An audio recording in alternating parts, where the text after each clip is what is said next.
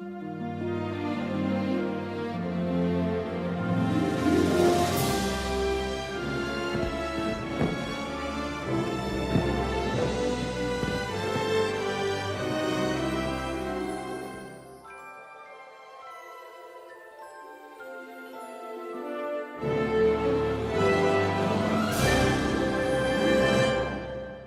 right, everybody, so welcome back to the Think Different podcast. Thank you for not tuning out because it is time for the main subject, Disney Plus. So, Tim, I'm going to let you go with it because you've had a little bit more experience than I have with it, but I have been watching a lot of things on it. My wife has as well. I want you to talk about your experience with Disney Plus so far.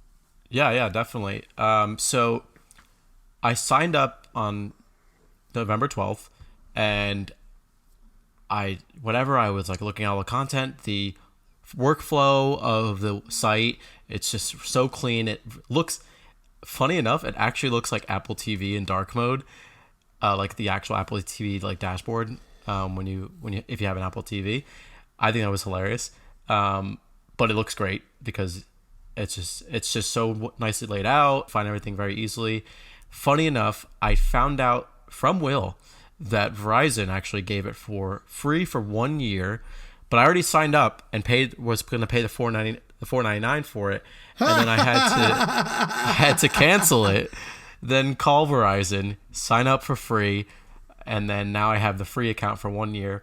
So if you are a Verizon customer and have the unlimited data plan, you get Disney Plus free for 1 year. So I do encourage you to check that out and look at your Verizon plan and stuff like that. That could also be for new customers. So if you're thinking about switching to Verizon, this could be an incentive for you to get Disney Plus free for 1 year.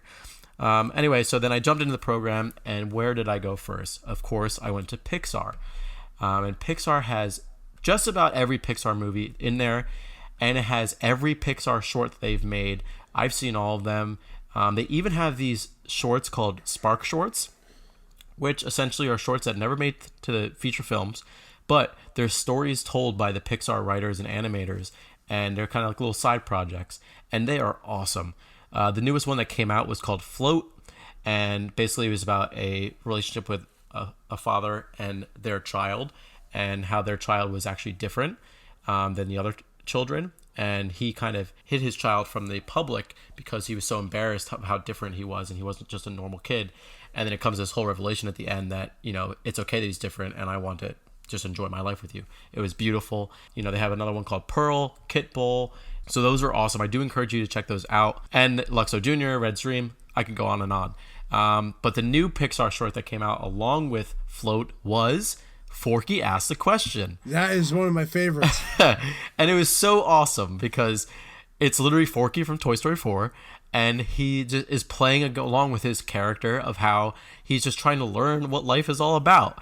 So the first episode that was released was What is Money? And he is working with Porky, and he asks him what money is. He calls him and he totally gets his name wrong every time. He totally gets, it's hilarious. It's just genius. And then the one that I was most excited for was Pixar in Real Life.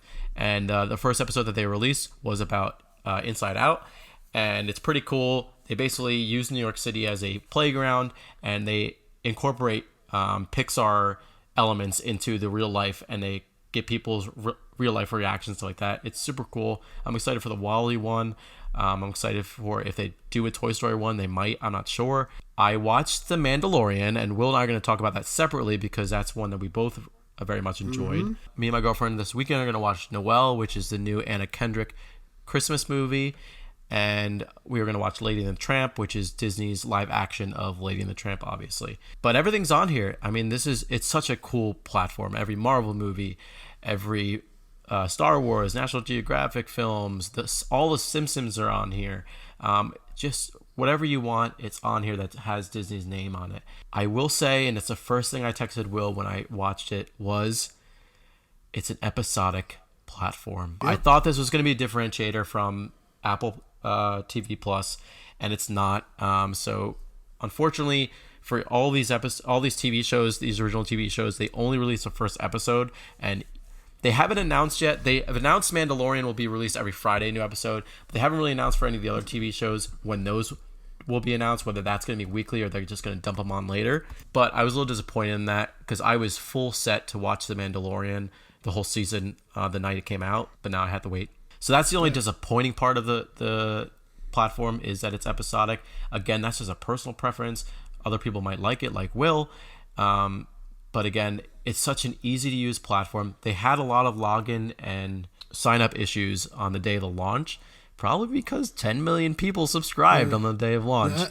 That's what they have right now, according to what you read of. It's about 10 million on there. Now, I mean, for me, I got in there very easily. I had no problems signing up. I did it very early in the morning, too. Probably I avoided a lot of people doing it during the bigger time. I like the layout as well. You know what you could do, a search. You have a watch list you can add.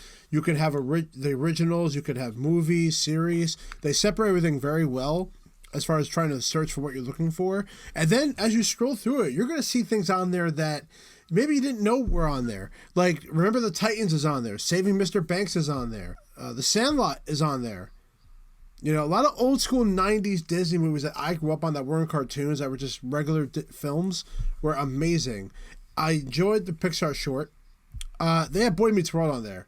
I know, they have Boy Meets World, and it's Boy Meets World. Like, they have 10 Things I Hate About You. Like, there's things in there, like James and the Giant Peach. These are movies that don't get the love that they did back in the day. Like, Fantasia 2000's on there. Sweet Life of Zack and Cody. There you go, Sweet Life of Zack and Cody. The Three Caballeros are on there. Mary Poppins is on there. Like, there's all these different things that maybe you didn't realize would be on there. The Muppet Movie. The Rocketeer. You know, from the 90s. I mean, you don't know what that is. But all the old Mickey Mouse cartoons. Yeah, the Steamboat Willie is on there. The Imagineering story, which I do want to watch. It's one of the originals where they talk about the building of Disneyland and all their... I cannot wait to see that one. So and then the good thing is you can download them to your phone. So you could download them to any device that you want to download them to and have a copy of it. So that way you're not relying on streaming it. You can have up to 4 people on the same time. That's huge. Download it on 10 different devices. Yep.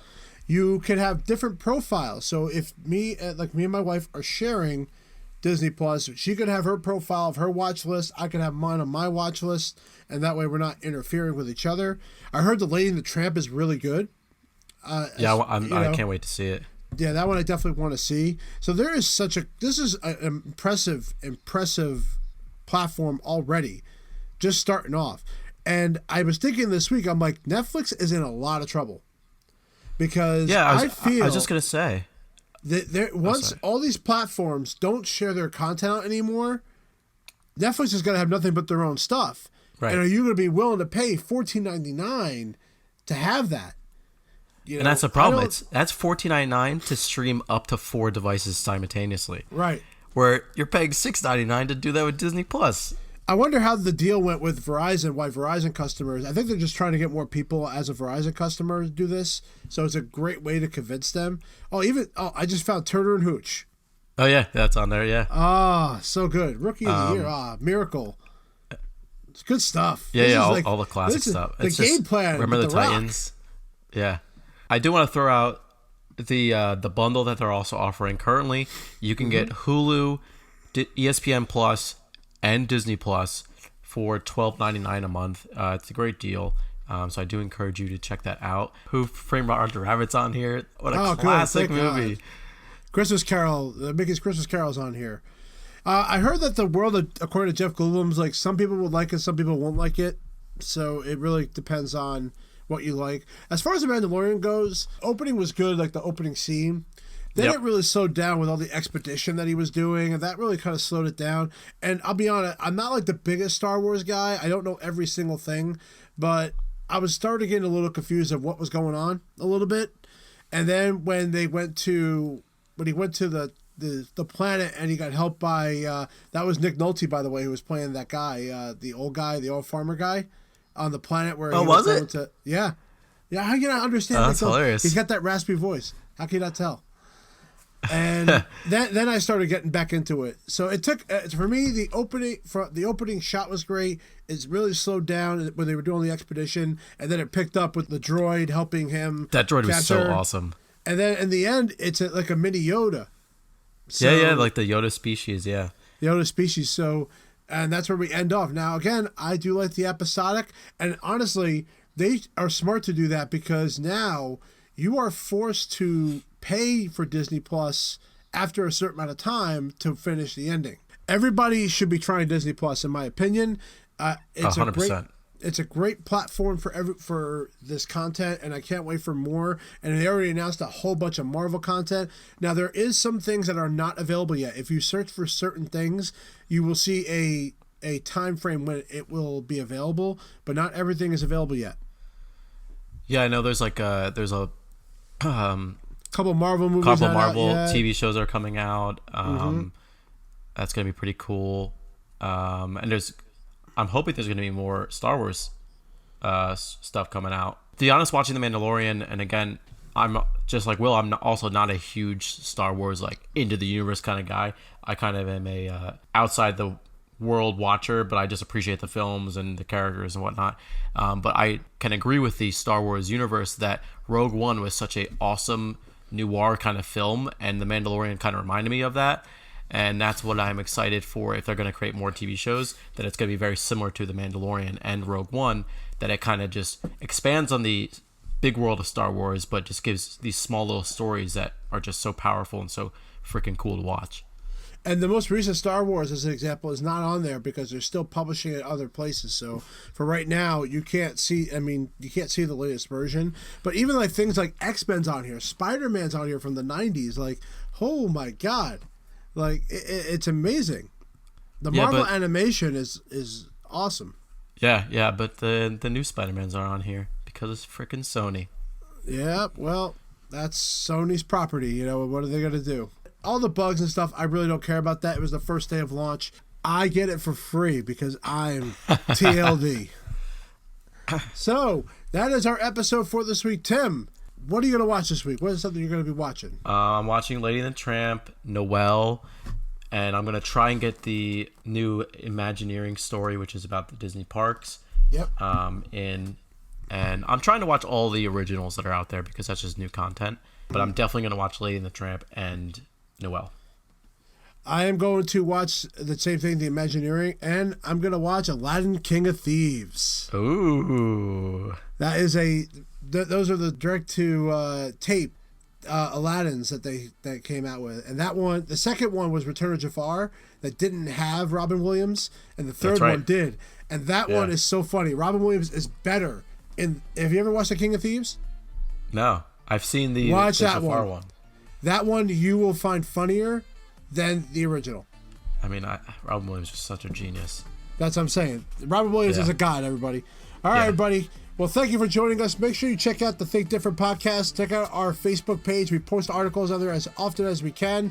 Make sure to download every episode every Friday to listen to the worst, best podcast of the world coming from former Apple employees. And next week, we are going to have a recap of my visit to the Fifth Avenue store, and you will see footage of that available this next week.